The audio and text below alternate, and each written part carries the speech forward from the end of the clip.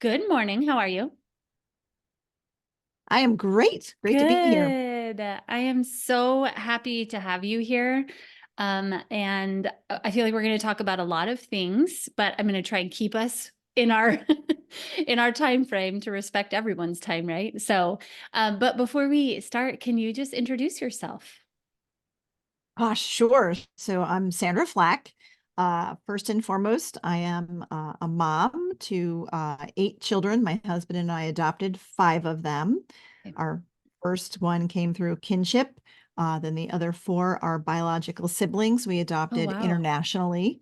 Yeah, adopted them from Ukraine way back when. Okay. And that just started our journey on learning to understand the impacts of trauma, the impact of prenatal exposure to alcohol, Hmm. um, and opened the door also for us to start our nonprofit, which is Justice for Orphans, Okay. um, which in the early days started as we did a lot of advocacy. People wanted to hear our adoption story. So Mm. I just used that to accept invitations to speak in churches and other places where I could tell our story and encourage people to consider becoming adoptive parents, foster parents. Turns out that's a big ask. Yeah.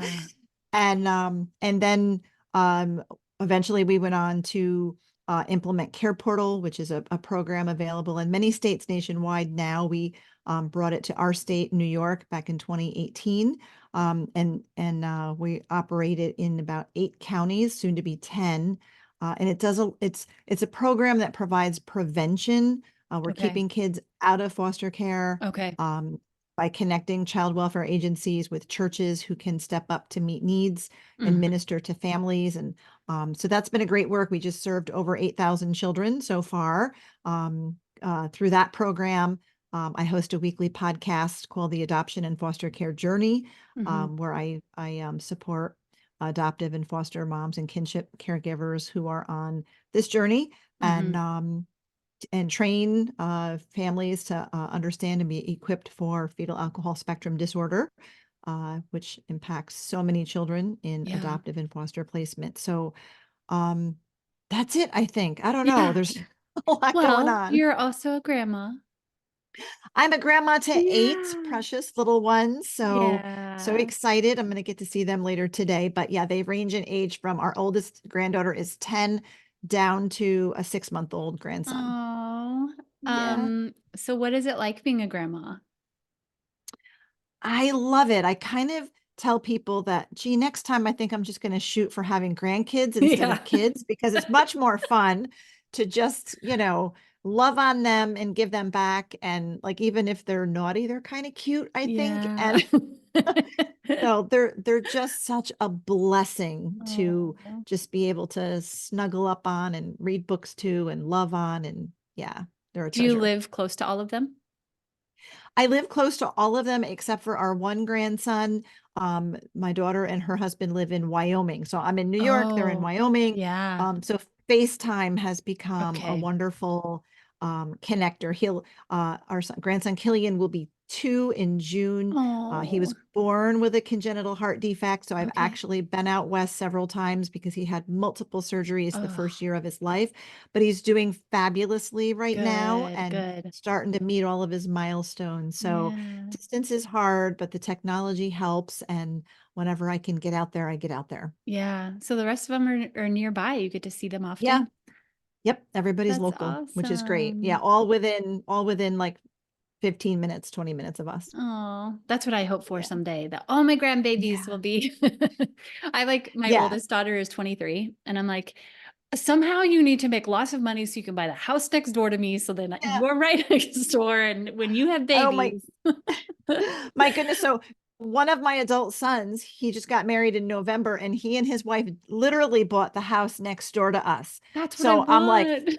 I'm like, okay, guys, let's Here we let's go. get with it because I'm like, grandma's right next door here. I'm Yeah. Mimi. All the grandkids call me Oh, Mimi, but Mimi wants Mimi. to come That's so over. cute. So yeah, Yeah, yeah, that's awesome. yeah, Okay, sorry, little tangent there. I'm yeah. It's always okay. curious, like, what are people's perspectives on being a grandparent? For the most part, most people say it's amazing. I love it so much. Um, okay, so let's just jump in and start talking about all the things. Okay. My big kind of starting question for you is, I know that you share a lot about FASD, Mhm. and you have talked about how you have two kiddos that have that diagnosis or on the spectrum. And I just am curious, like, when did you first hear about FASD? Like, what started you on this path where you're like now to the Yeah. point where you're training other people? Yeah. Great question. Um, Sometimes I tell people I feel like that God sort of snuck us through the back door with adoption because we were not planning on adopting children. Okay.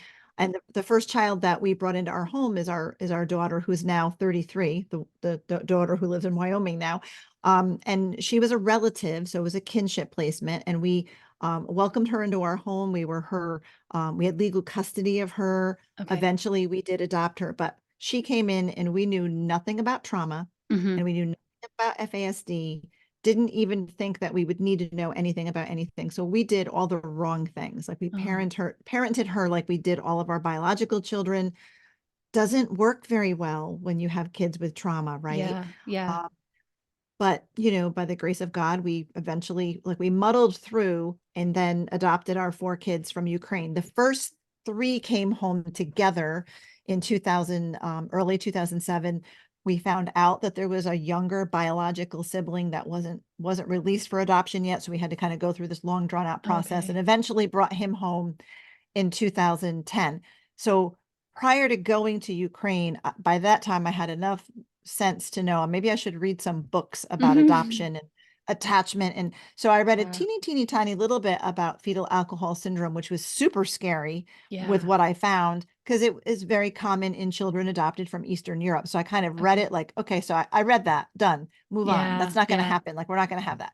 So, and when the first three came home, there really wasn't any indication about, that would be a factor with our kids. It was crazy bringing three home at the same time. There was the Yeah. language barrier, but it was blessed craziness. It Mm. wasn't super hard. It was exhausting, but not super hard. Um, and then we went back for the fourth one, and we knew the second we met him in the orphanage that we were in trouble because we were not equipped. Hmm. And I knew right then and there, like, I think that FASD thing is what's like that's happening Okay. here. Yeah. It's a Yeah. thing. It is a thing. So we came home, just trying to survive and because he was very impulsive, tried to Mm. keep him safe. He was just, it was very hard.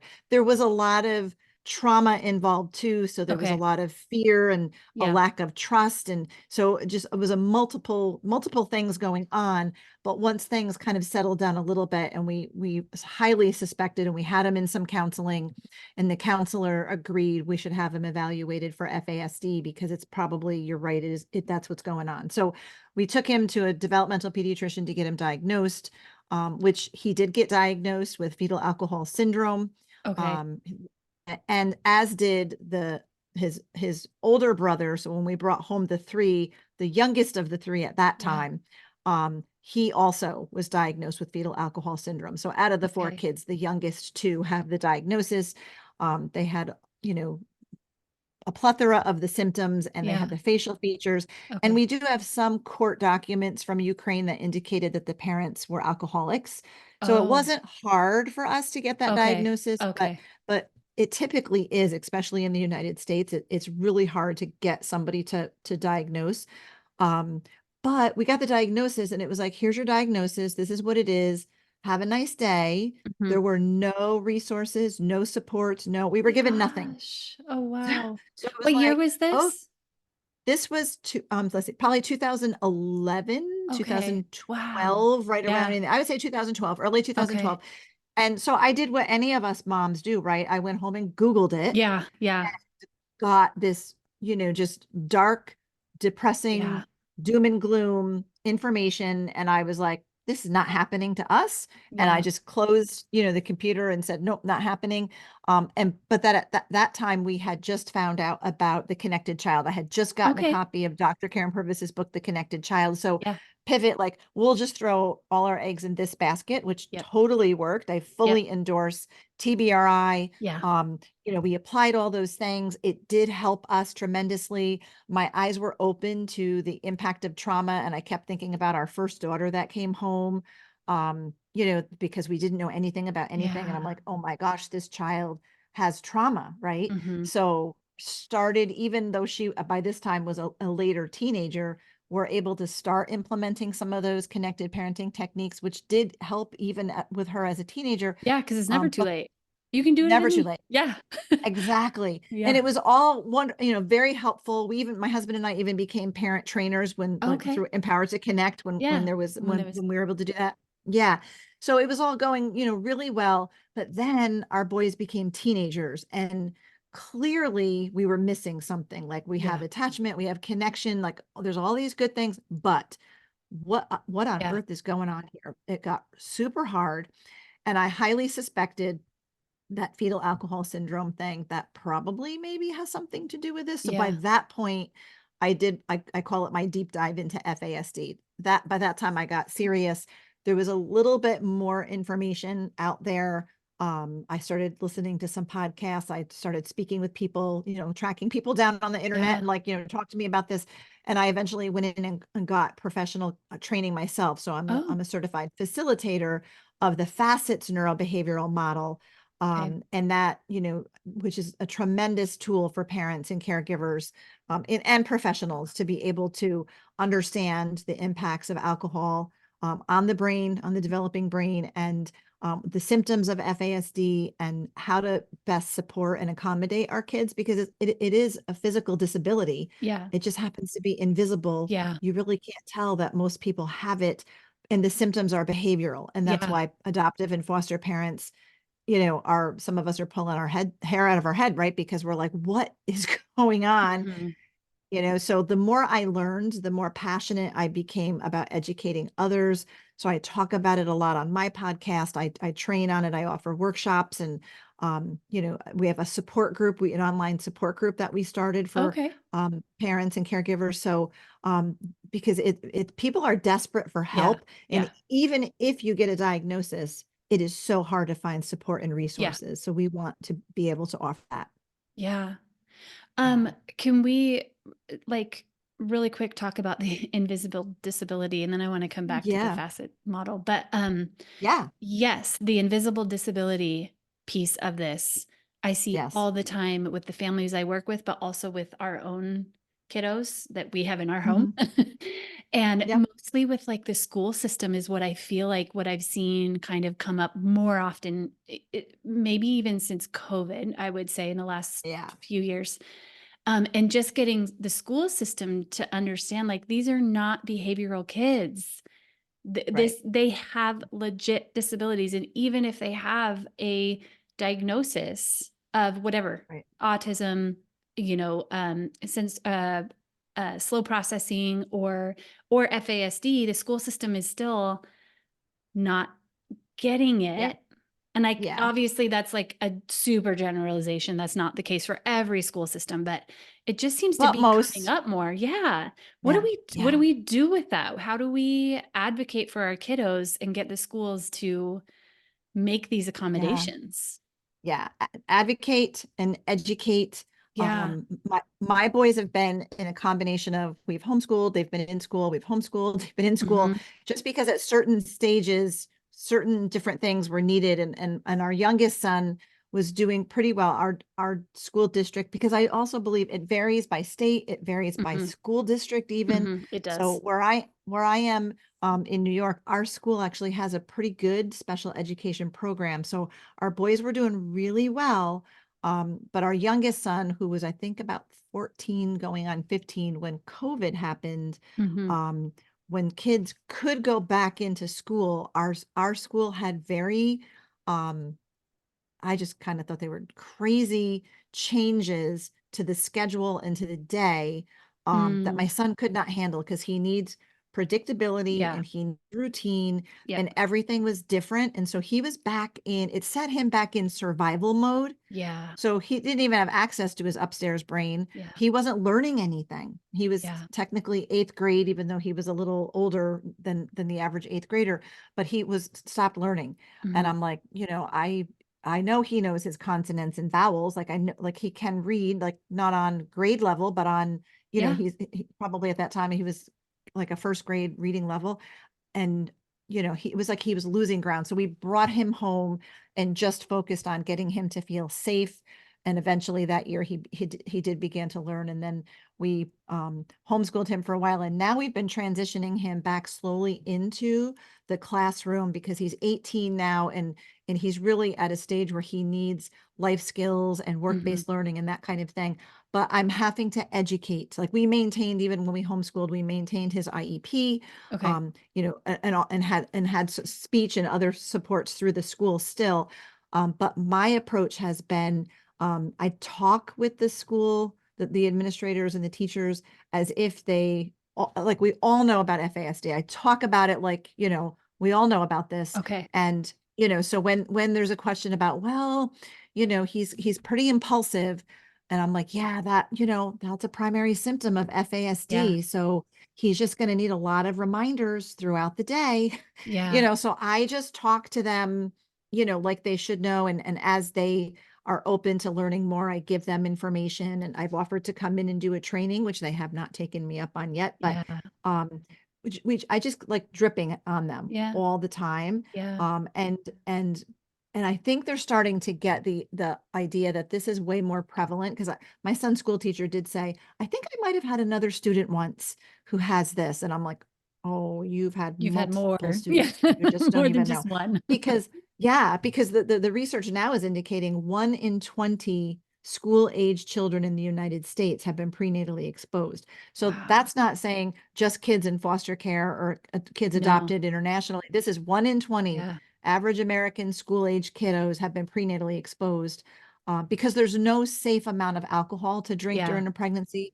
There's no safe time in a pregnancy. And so many women who don't know they're pregnant, because it's Yep. like 50% of pregnancies are unplanned, right? So, and this is the case where I believe my oldest daughter was prenatally exposed, because backing up, as we learned all of the symptoms of FASD, she checked every box. But Mhm. I'm like, but her mom wasn't an alcoholic. Her Mhm. mom, was single. She had a professional career. She had another health condition and was told she could never get pregnant. So she was many, many, many weeks into this pregnancy before she realized that's what it was. And she was ecstatic, Yeah. and then became the perfect first time expectant mom, like eating all the right things and doing all the right things. But for 10, 12 weeks of that Yeah. pregnancy, She she didn't know. didn't know. Yeah. And those are crucial developmental time, in the Yeah. development of the unborn baby, where the brain and the spinal cord and the nervous system is all being developed. And that stuff is so severely impacted by prenatal exposure. So it's much more prevalent than Yeah. anybody knows. Of course, the numbers are higher. It's like 80% of the kids in adoptive and foster placements Yeah. have been prenatally exposed. So it's definitely more concentrated there, but it's everywhere. And I'm even suspecting there's going to be a spike in the very near future, because drinking among women skyrocketed throughout COVID. Yeah. Yep. And so did pregnancy. So, Mhm. sadly, that could be something that we see a drastic increase in, but Yeah. hopefully not. But Yeah. yeah, so hopefully I answered that question. Yeah, when you guys decided when your son was in 8th grade to homeschool him, did that come from like, we have been trying to get the school to see that he needs accommodations and they aren't doing it, so we're going to pull him and homeschool him? Or was it more like, we're going to be proactive and we still have the school involved and we're still a team, but here's our Yes. decision? Yeah, good question. So we had been homeschoolers way back in the days with just our biological children. So when we adopted all of our kids, we just homeschooled them too. But our Okay. youngest two, because of their disability, it just became harder for me to homeschool the two of them. And at that point, all of the other kids were older. Many had gone either on to college or moved out or whatever. So we just had the two boys home, and it was like, they were if one breathed, the other one couldn't Yeah. stand it. So like Yeah. here I'm trying to, they needed one-on-one individual attention. So it wasn't like we could just all sit at the kitchen table and homeschool. Hmm. It was exhausting and it was hard. So we started realizing, these guys need way more than what we're able to give them during the day. So we put them in knowing there was a good, we already had, our one son was already getting like OT, PT, and speech through the school anyway. Hmm. So we continue to have a good relationship with them. So we put them in, and like I said, it was going really well until COVID. And Hmm. then our son, because of COVID and the different changes, we realized this kiddo needs to come home because he's just not learning anything. Our other son did graduate. He was in the same special ed program in the high school. He's very gifted and has great strengths in hands-on things. So being able to, he could weld. He's a welder. Hmm. He loved to build things with his hands. So he was in a welding program. However, we actually 5 months before the end of his senior year pulled him out of that vocational training program through the school because he was more in a mainstream classroom. And while he's got great strengths, he has other things that made it, he just wanted to be the big guy, in the room. So this son who's now 20, was very small in stature. In fact, now at 20, he's like 97 pounds and Oh, 5 yeah. foot, right? So Yeah. was very small, had a lot of physical, severe scoliosis, multiple surgeries. He's just very small, which can be common with kiddos or individuals with FASD. Yeah. Yeah. But he's got a very larger than life personality. Hmm. But in that environment, he succumbed to peer pressure. So he Mm. got introduced to vaping and then he got Mm. introduced to weed. And it was like, you know what? We're not doing this because this kid Hmm. is vulnerable to addiction because he was Hmm. prenatally exposed. Yeah. So what good is a welding certificate going to do us in 5 months if he's addicted to some Yeah. substance? So we pulled him out of the welding program. And my husband has a construction company.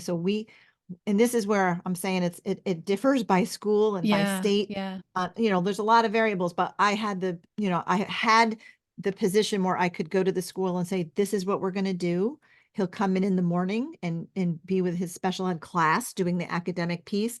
And then in the afternoon, instead of going to the welding program, he's going to go to work for his dad, and you're going to count it as work-based learning. Hmm. And then he can graduate through the school. If not, I'm going to pull him out and homeschool him because I know how to do that. And they were like, Yeah. okay, Mrs. Black, okay, Yeah. what, so Yeah. they listened, I mean, I'd said it very respectfully, but they Yeah. knew I Yeah. could do it. So my son who we pulled out because of during COVID, I was through that time of COVID, where everybody was trying to do the online learning thing and, you get a Yeah. peek into your kid's class.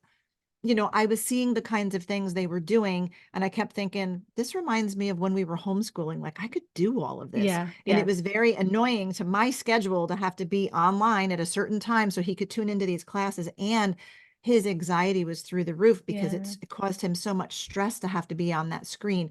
So it just was falling apart. So I pulled Yeah. him home. And he got, we avoided a mental health crisis really by Yeah. doing Yeah. that. But, we continued on, but then, like I said, the past 2 years, we've been kind of slowly integrating him back Yeah. in, because we reached a point where he was doing well enough all the way around to where we were getting our little bit of our academics done, but I couldn't get him to do other things that he really needs to have those. He's at that age at 18 where we need some life skills, we Yeah. need some job skills. And if mom and dad are trying to get you to learn life skills and job school skills, they just think you're mean and making Yeah. them do work. So I'm like, but then I find out in school, oh, he's great at washing dishes and he Yeah. loves to do this. And I'm like, wait a minute, what? I ask him to empty the dishwasher and he says, I will run away from Yeah. home.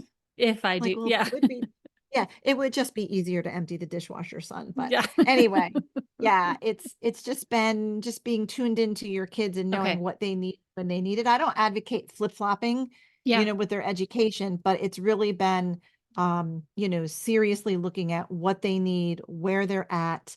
And we're cautious because the younger son, there is a work-based learning program we want him to be in through the school, next year, but we had to I didn't know this particular program was available because at the beginning of this school year, I said, I don't want this kid going out to that work-based learning Mm-hmm. program because he's even more Mm-hmm. vulnerable and impressionable and susceptible because he's much more impacted with the FASD.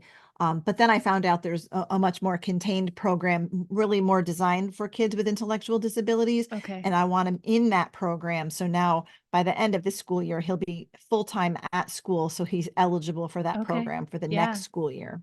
Okay. Yeah. Wow. So it really is like year by year, seeing where the kids are at Yeah. and just having constant conversations with the school. Yeah. Oh, Yeah. totally. And sometimes I see younger kids struggle more in school because um, and it can be, I guess again, you do have to look at each kid because I've worked with parents who, they're young, their kiddo who's 6 or 7 is having a really hard time in the classroom. They can't sit still. They're just really having a hard time and they're, like there's meltdowns and they end the Yeah. day, they're under the desk and it's just terrible for everybody. But a big part of FASD, one of the main symptoms is one of the primary symptoms is dysmaturity. So they're developmentally much younger than Yeah. their biological age. So if you have a 6 or 7 year old having a really hard time in the classroom and they're more developmentally like 3, well, Mm-hmm. you wouldn't expect a 3-year-old to sit in the classroom at their desk and follow all those directions and do all Right. those things all day long, right? They can't. It's not that they Yeah. won't cooperate. They They really can't.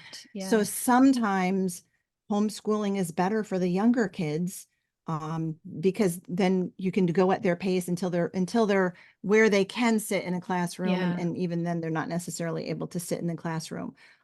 So I just find that different ages, different stages, every kid is different. Parents really have to just take a look closely at what their kid needs in that moment. What In do that they moment. really Yeah. need? Where are they at? That's Yeah. good. Yeah. Okay, so let's talk about facets then. Can you tell us what it Yeah. is? And because Yeah. I do think that a lot of my listeners probably don't know what that is. So Yeah. give So us the facets is rundown. yeah, it's the training that I was trained in. And it's really a brain-based approach. So Hmm. understanding that FASD, and it also applies to other neurobehavioral Okay. conditions. So not just FASD. In fact, facets is in the process of sort of doing a rebrand.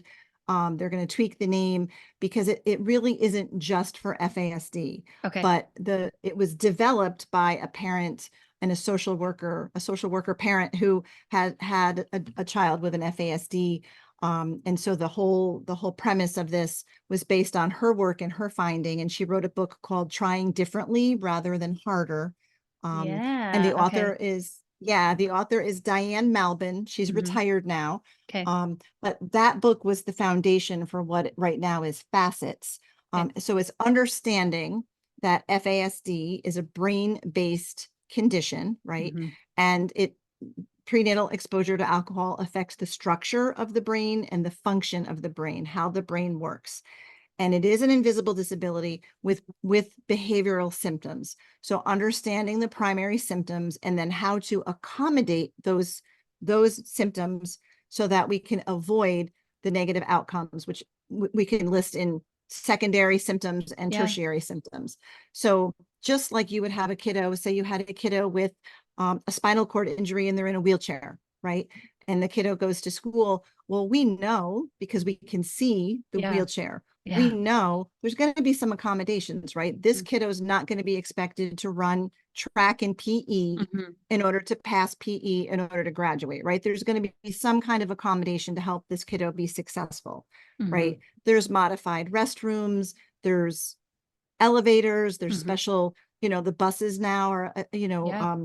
adapted to be able to, bring kids with wheelchairs to school with, what do you call them? I'm Yeah. like picturing a school bus and it has the I lift, know. The that's the lift. word, Yes. the lift. They lift and they lower.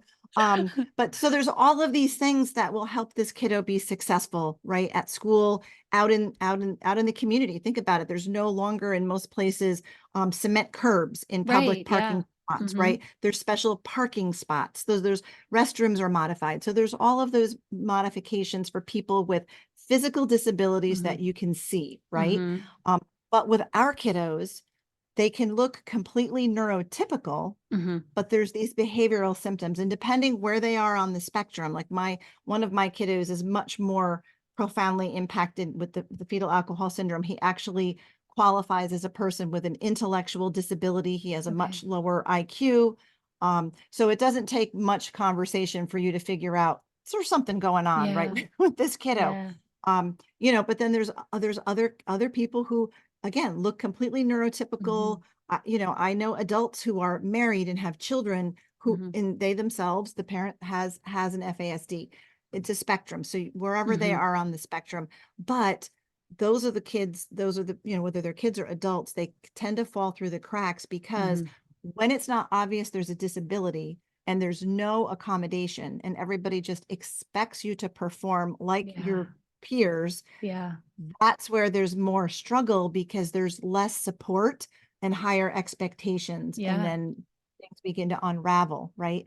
So it's providing those accommodations and Okay. supporting the individual so that they can be successful for them, however you would define. Even defining success is different because, success for a person with an FASD may mean getting married and, having a job or going to college, or it might just mean, living in the apartment over your parents' garage, Mm-hmm. or living in a tiny house on, Sure. nearby, or, in a group home. They may not have, I have one kiddo who drives, who has FASD, and my other son probably isn't going to have a driver's license, right? Yeah. Yeah. So it's success is defined differently, really based on the person and what they're able to do and what their strengths are. Yeah. Um, Accommodating our kiddos so that they can be successful, whether it's at home, at school, out in the community, across environments. Yeah. So, get like, what does this look like in, like, give me an example of what would Yeah. Oh, this I look would love like? to. Yeah. So let me go down the primary symptoms of Okay. FASD, because then I can kind of lay it out in a practical story, and how you would accommodate. Okay. So I already said dysmaturity. So a Yep. lot of times our kiddos are much younger developmentally than their actual age. And it's not immaturity. They're not just acting younger. They are Yep. they are intellectually, developmentally younger. Yeah. Sensory processing Mm. issues, right? And we're familiar with that even with trauma. So kids Yep. who are super sensitive to light and sound and touch and things like that. And then on the other end of that, it could be the kiddo that's, sensory seeking, Speaking. right? Yeah. Or anywhere in between, but Yeah. usually sensory processing challenges can go along with this. There can be nutrition problems Mm. from, kids who don't recognize that they're hungry, to kids who don't recognize that they're full, to kids who are driven to sugar, like the Mm-hmm. Mm-hmm. intense sugar craving, and not like Mm. just your kiddo who wants junk food, but it's a chemical drive for Mm-hmm. sugar. Language and communication challenges, so not understanding facial expressions Mm. and having a hard time, like they might be able to, that they can repeat back to you the words that you just said or the Sure. rules that you just gave, but actually remembering them and Mm. applying them, right, can be very, very Mm. hard. And language can be hard. I had, one of my kiddos, we learned, I was teaching appropriate, like we're a teenager, we have to understand what appropriate words and appropriate boundaries are. So Yeah. we're, driving, and he was agreeing with me. Yep, that's great. I agree that. Yep. And then something made me ask, do you know what the word appropriate means? And he was like, Yeah. no, Yeah. no, no idea. What does it mean? Yeah. So we've been working on that. And then that was like 2 years ago. And then just recently we were leaving the house. He was leaving for school and he went to put on a pair of big old clunky winter boots. And it was a mild 50-degree day. I'm like, just wear your sneakers. No, I'm going to wear these. No, just wear your sneakers. No, I'm going to wear these boots. And I'm like, those are not appropriate. And he said, I didn't say any bad words.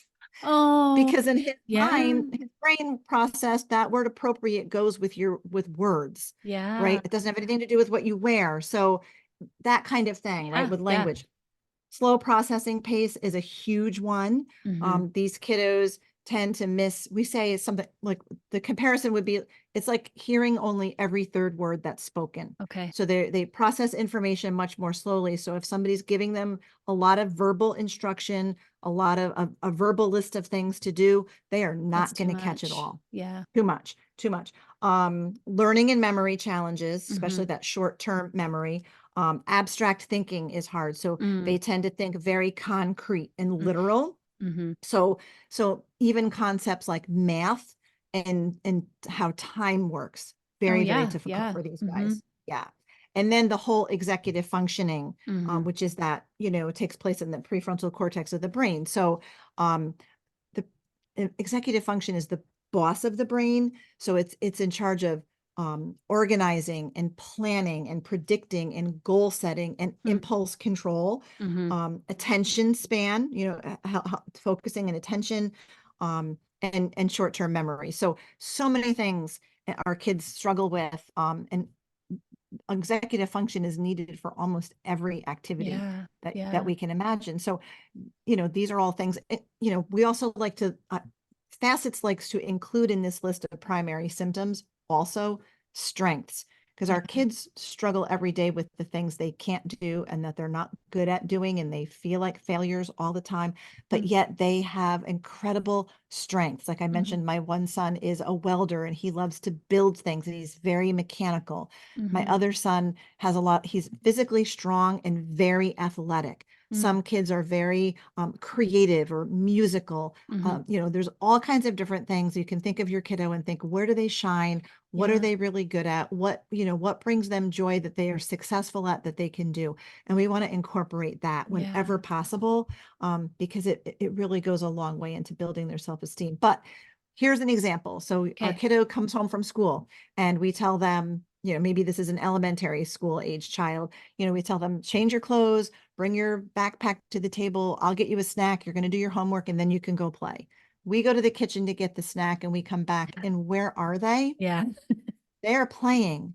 And then they're in trouble, right? Then we're giving consequences and, Oh, removing privileges. They're in trouble because they did not obey us. They did not listen. They didn't never change their clothes. They never started their homework. They're playing. But if we back up a little bit and take into consideration, say this is an 8-year-old child, right? yeah. Developmentally, this kiddo probably is more like 4. Mhm. And if they have slow processing pace, they didn't catch that whole long list of things that we just spoke to them. Yeah, They except caught for the the last last thing. thing. Yes. The last thing, go play. So Yeah. they obeyed the last thing that you said, right? Yeah. And you might think, well, but every day the routine is the same, but they have to be able to remember the routine. Uh-huh. And routines, our kids do thrive better in routine. Routine is very important, but that doesn't mean that every day they're going to remember the Mhm. routine Yeah. or all of the steps of the routine, right? Yep. So, Yep. I mean, I've had some parents describe it as Swiss cheese brain. It's like, it went in, they learned it, they were able to do it all week, and then they come back the next day and it's like they've never seen it or heard that Yeah. concept before, right? Yep. Yep. I've done reading with my son where we'll read, you learn some new vocabulary, we read the page, he does pretty good. We just literally turn the page and keep the story going, and it's like he's never seen some of those words before, even though we just read Just read them them. Yeah. and we Wow. practiced them earlier, Mhm. right? So it's just how the brain works differently. So we need to accommodate, right? Okay. So in that scenario that I just Yeah. gave, right, we're going to assist the kid rather than give a bunch of verbal instructions and leave the room. We can walk with them to their room. Okay, let's get change Okay. your clothes. Yep. Let's go bring your backpack. So we're going to give them a little bit of one-on-one and one instruction at a At a time, time. Mhm. That's right? good. Some kids need that one-on-one support, or maybe this kiddo would be successful if we just say, okay, go change your clothes and come back, Yeah. Yeah. right? And then we're waiting for them to come back. And then we can give the next, okay, bring your backpack to the table. Let's go to the kitchen and get the snack together, right? Mhm. So we can kind of keep them on task, much more successful. So Yeah. it's always taking into consideration their developmental level, where they're at age-wise that way, and always modifying or adjusting our expectations based on what we know is hard for them. What are their primary symptoms that they're struggling with? And if they're struggling with all of that verbal input, right? Yeah. I have one mom whose son is a little bit older now. He's through his teen years, he's actually now 22, but through his teen years, he just couldn't take all of that verbal information, because Mhm. when our kids are hearing verbal words spoken to them, that's one part of the brain to Mhm. hear all of that and to take it in. It's another part of the brain to then think about what I have to do next, Right. and another part of the brain to actually execute Do those it. things, Mhm. right? And then if you have slow processing, it's going to take longer to do that. And they're just not going to catch all of those words. So, this one mom, she uses note cards. So Okay. rather than constantly tell her son what to do, she would just write something simple on the note card and hand it to him, and he would go do that task. Sure. And it was much better for him, because hearing all that verbal input, if you're speaking to your kids all the time and they're like shouting back, or Yeah. they snap back, or they just say, I don't know. I don't Yeah. know. The I don't know is a time buyer, because they're just saying that, or they'll say Yeah. no. It's a time buyer because it gives them their brain time to actually process what you just said, but they feel like they need to give you an answer Mm, immediately. hmm. So you get the I don't know, Hmm. right? So as you learn about how the brain works, it's fascinating. Hmm. And then we can understand our kiddos need support and help, because they're not doing these things on purpose. It's not that they won't, it's that they Hmm. can't. Yeah. So do Yeah. you coach families through this?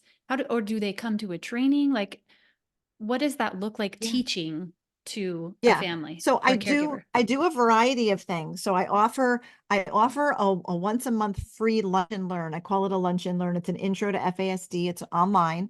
Okay.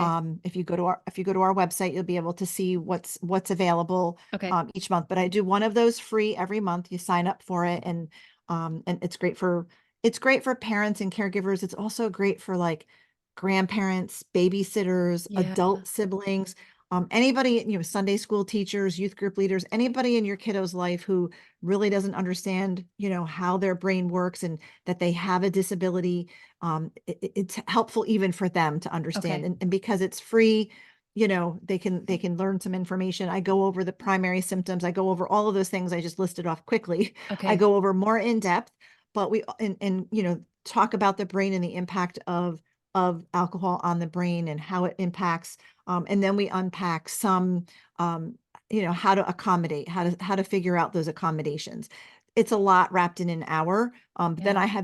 I have longer trainings. I do with them in person. I do them Okay. online. So I do workshops. I do parent coaching. Okay. So if a family wants, or a parent wants, some more just one-on-one, through Zoom, I do it through Zoom. Okay. So they can be from anywhere, right? We can collaborate on a time that works best for them.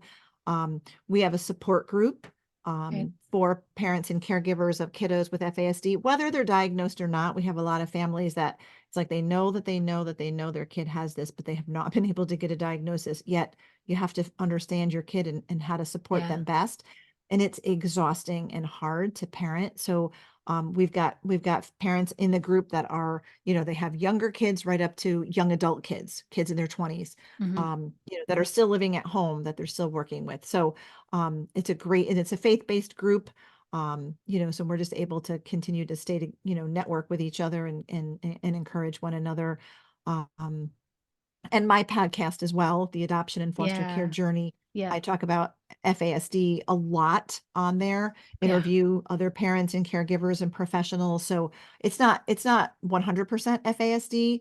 It's 100% adoption and foster care and anything that would apply to that. And Yeah. FASD is a big one. Sure. Yeah. So is that where the Justice for Orphans, is that what all of this is?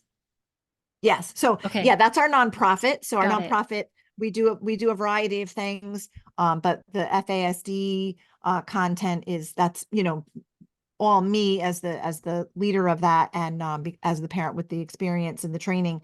But that is a part of what we do through the organization. So you can get the training, the coaching, the workshops, the support group, the podcast, all of that through our nonprofit. Okay. And what else Yeah. does the Justice for Orphans do? So we also do the care portal, which I mentioned a little bit Yes. Mhm. earlier. That's a big part of our sort of boots on the ground in our region of the country in upstate New York that we Okay. do. We have I think we have about 80 churches. Right now we're in 8 counties, and we're connecting child welfare agencies, county agencies who are working with children and families in crisis every day. They see, they get the CPS calls, things like Mhm. that. Um, Quite oftentimes, most of the time, it's not abuse that is Mhm. where kids have to be removed, but a lot of those calls are for things that look like neglect, but are really poverty driven. Yeah. So you've got a single mom who she's got to decide if she's going to pay rent or buy food, Right. right? There's a Yeah. lot of, or she escapes a domestic violence situation with Yeah. her kids, but now she's, got nothing and has Yep. to start over with nothing. So it's children teetering on the brink of going into foster care for things that really They shouldn't be. they shouldn't be. So Yeah. we're able to then caseworkers literally enter into our care portal network. It's an online platform. Um, items that are like tangible needs: beds, car seats, cribs, bedding, dressers, table chairs, dishes. Yeah. Sometimes it's help with rent. Sometimes it's help with paying an electric bill or an oil bill or whatever it might be. It's a vetted request that the caseworker has, vetted and verified this, this That's family really needs good. this to stabilize this situation. It goes into the system and then it gets emailed out to all of the churches that we've onboarded and trained to understand poverty and trauma and all those things. And then the churches just respond as they want to respond. And, so sometimes it's one church showing up with a bunch of stuff for one family, and sometimes it's a bunch of churches, each bringing a little something. Mm-hmm. We started the program 5 years ago. Okay. And like I mentioned at the top, we've just crossed over serving over 8,000 children so Yeah. far. Yeah. And we keep expanding. So that's, we're passionate about that work because we want children and families, right, to stay together Yeah. whenever possible. Yeah. So it's a phenomenal work. And the care portal is actually available. And I think they're up to about 30 states across the country so far. Is it in Um, Washington? We need this you in know, Washington. Yeah, that's the same thing I said in 2018 when I found out about it. We need this in New York. How do we Yeah. get it in New York? Yeah. So, and within a year we had it, we brought Huh. it to New York. And Okay. so, I don't know if it's in Washington, but if you go to I'll go careportal.org, look. Yeah. you can learn a lot more about it. It's in California and Colorado, and I'm trying to think of where else. Arizona. So it's from Interesting. from Okay. from there, Texas, Florida. It's just about statewide in Florida.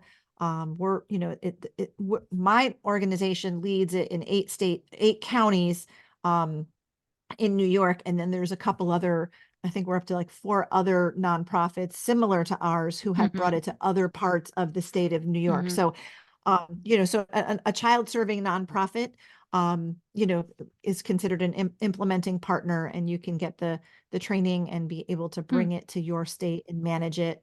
So we get Yeah. the churches on board and we train the churches, and Mm-hmm. we train the county, the county agency workers and other agencies can also use the care portal. So it's actually the technology is free for like a crisis pregnancy center. Oh, We okay. work with a school in one of the bigger cities in our area. So the school on the front lines, right? Mandated reporters, they're seeing things all the time where they would have to technically call Yeah. CPS, right? So when it's things, we've partnered with this school where each in this inner city school system, there's like 10 different school buildings between elementary and high school, and each building has a food pantry now in it That's to cool. help with food and Insecurities. families Yeah. to access food. Yeah. And so our organization was able to help them by partnering with our churches to provide the shelving um, Mm-hmm. for the food pantries. The high school has a freezer now for Mm. frozen food, so it's Mm-hmm. not just a bunch of boxed macaroni and cheese. These kids Yeah. are, actually able to, families can get, food from the freezer. Anything from freezers down to fidgets for special ed classroom. Oh, cool. We've Yeah. had things like that requested. So it's just been a remarkable program, and it's a big busy part of what we do as an Yeah. organization. And then my heart is always to minister and to support adoptive and foster parents, Yeah. especially moms. Mm-hmm. So the podcast and the FASD training and the support group and all of that is another part of what we do. Yeah. That's amazing. I love that you are seeing that there is actually ways to prevent kids from coming into the Yes. foster care system and maybe eventually getting adopted if we can just meet some of those like basic needs at the Yes. beginning. I love that. So I'm excited to Yeah. look more into that. I didn't know about that. So Yeah. And there's cool. a big push for especially by states from the federal level on down, for programs that will do prevention. So Yeah. there's a big push for kinship. Like Hmm. kinship Yep. placements are the priority over sending a kid into foster Foster care care. with, Yeah. with an unknown family. So, or a family unknown to the child, right? So, Yeah. grandma is willing to take the kiddos, but grandma doesn't have beds for Right. them, or she doesn't have, a cabinets full of food. And all of a sudden she Yeah. said yes to two of her grandchildren who Yeah. are hungry and come with nothing. And now she even, maybe she even needs to go out and get a car seat, right? And she's Yeah. got to figure Yeah. out daycare, and maybe grandma's single and is working also, and now she's got so she's willing to say yes, but she's going to need some She needs support to help support. her to be able to do Yeah. that, right? Yep. So they can request the bed and the bedding and a Cool. grocery gift card and the car seat, and all those things are going to help grandma not only be able to walk that out, but to also feel not alone in Mm-hmm. doing it. So Yeah. that's another big part of it that we're seeing. I love that. That's awesome. Yeah. Um, okay, well, we are coming up to the end of our time, but I just have two more questions for you. So the first one is, what do you wish more people asked about kids who have come from hard stuff, whether it's foster care or whether it is, exposure in utero, whatever that is, they just have those trauma or invisible disabilities. What do you wish more people asked about those kiddos? How to help, how to support Yeah. them, how to Yeah. accommodate, right? So parents need to know, right? They need to know that it's likely they're parenting a kiddo with an FASD, and then they need to have the tools to be able to do that. Hmm. And then anybody else in their community, instead of standing in judgment of the kid's Hmm. behavior, ask, what does that child's brain have to do with what's going on here? Could Oh, this yeah. be a brain-based condition, right? Because behaviors are a symptom to what's Hmm. really going on. Wouldn't that be cool if that's just what everybody thought Yeah. initially? Yeah. We'll get there someday, I hope, right? Yeah. Okay, what about resources? What would be 3 resources you would recommend to my listeners who are maybe having these aha moments like, "Oh, this might be what we're dealing with." What would be 3 Yeah. resources? So I would highly recommend going, to my website, Okay. Yep. justicefororphans.ny.org, Okay. because there you can learn more about, if you click on, I'm trying to think, the top of on our homepage, it'll say training. Click that box and drop down, you'll see FASD. And then you'll Okay. have access to all the information that we have about FASD, our support group, the different trainings that we have, how to sign up for all of those things. Okay. That's there. And of course the podcast and the training and the support Yeah. group. So those are resources, but also no matter where you are in the state, you can also access, especially if you're highly suspecting FASD.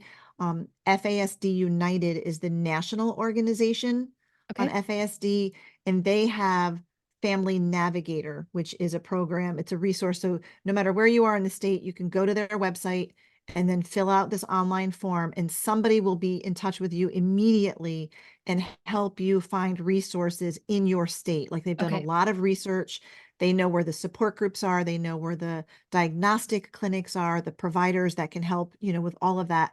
And I do have to say, in some places there is, it's a desert out there. So in my state, in New York, where you think there would be a lot of resources available, there's one clinic at the University of Rochester Hospital, and there's one provider who's about to retire down in New York City. And there's Mhm. literally nothing in between. So one Wow. of my, my big, hairy, audacious goal is that one day that there would be a diagnostic clinic with services and supports in Albany, the capital of New Oh, York. yeah. So that's something I would love to be a part of doing. But to find out what's going on and what there is in your state, go to FASD Okay. United and click on Family Navigator, and Okay. they will help you find those things for sure. Okay. Any other resources or Oh gosh. There's lots of podcasts out there that are great. Your yeah. podcast, my podcast. If you're Yeah. looking for something even very specific to FASD, um, another adoptive mom with a kiddo with FASD, Natalie, her podcast, FASD Hope. She's no Okay. longer putting up new podcasts, but she has a whole catalog of them out there. Okay. Um, there's another one, FASD Success, Okay. and FASD Family Life, I believe, is another one. So those podcasts are just FASD focused. Okay. Whereas my podcast, I talk about it a lot. Yeah. Mine's faith-based as well. But we talk about all of the things with Yeah. adoption and foster care, I not love just. your podcast. Oh, thank you. I just listened to the one about the gut and I was like, oh my gosh, this is like Yes, so Dr. good. Jared Brown. He's Yeah, amazing. and it's one of those where I'm like, okay, I ended up downloading it so that I could go back and listen to it again because I feel like once I play one in my playlist, then I forget that I wanted to Yeah. re-listen to it. So I'm like, I'm And saving this because I need to listen to it again. yeah, any episode that I've done with Dr. Jared Brown, and we did a whole like 22 episodes with him that we called bonus episodes. And Oh, then now I've been kind of doing one a month with him now. But anytime I interview him, all I want to do is take notes, right? It's like I yeah, have a hard time even looking up, yeah, and because we use the video for our podcast, we put ours out on YouTube now, and we weren't back then when we were doing most of those with him, but you need a notebook and you need to really listen to them a second time because he just has yeah, so much meat in those podcasts, and it's so educational. yeah. Yeah, I listened to it on a walk with my dog and then I was like, I need to this, hear this again. yeah. Yes.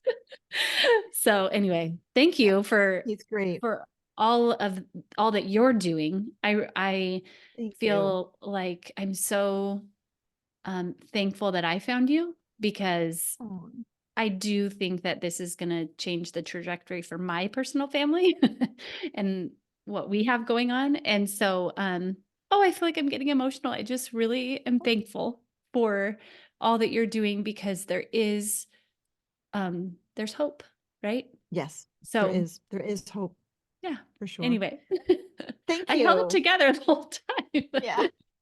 Anyway, well, thank you for your time today. I'm so sorry that we went so long, but I just really think that you have a lot of good information and I wanted my audience to hear everything that you have to say. And I know we didn't even scratch the surface, but I appreciate you and your time. So thank you. Oh, thank you. It was an Yeah. honor. Yeah. Yeah. Okay. Have a super fabulous day. Thank you. You Yeah. too. Bye.